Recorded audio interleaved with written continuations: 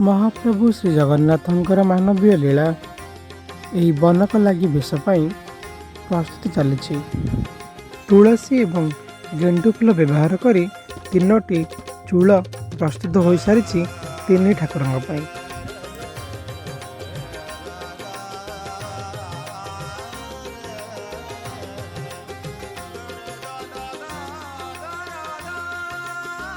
यह तीन चूल ठाकुरों मथारे केते सुंदर भावे शोभा पाउची।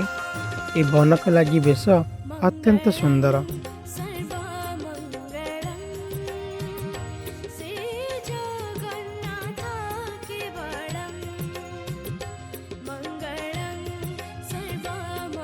एपटे माँ महालक्ष्मी धनु संक्रांति मकर संक्रांति पर्यंत गोटे मास बाप घरे बीते थांती।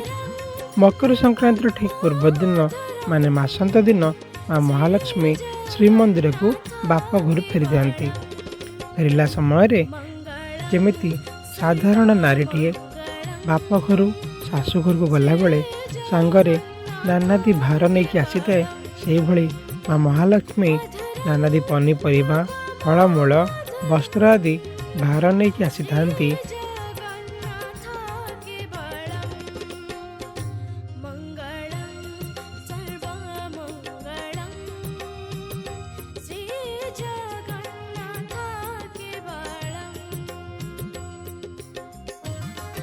आज आम से महालक्ष्मी श्रीमंदिर को प्रत्यावर्तन परंपरा को एठारे पालन करुचु। सांगरे देखंतु केमिति नानादी परिबा भार माँ महालक्ष्मी आनी आसी।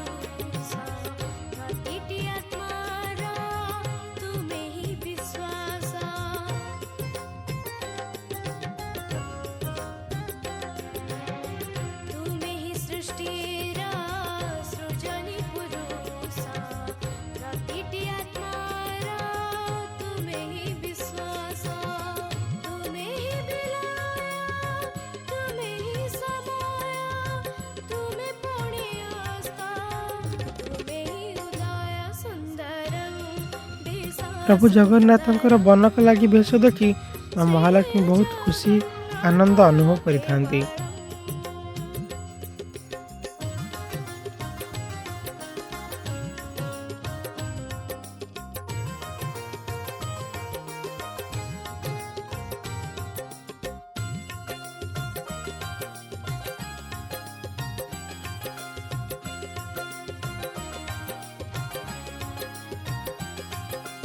पित्रालय माँ महालक्ष्मी नानादी परिबा फलमूल मिठा लुगा आदि अनेक भार आनी आसी।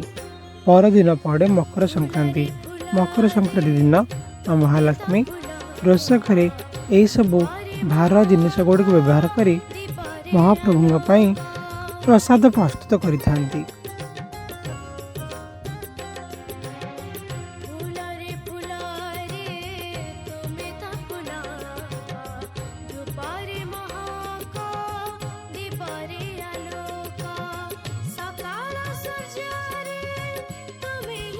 परदिन माँ महालक्ष्मी पूर्व भली पुणी रोष घरे महाप्रभु नानादी व्यंजन रंधन करिथांती।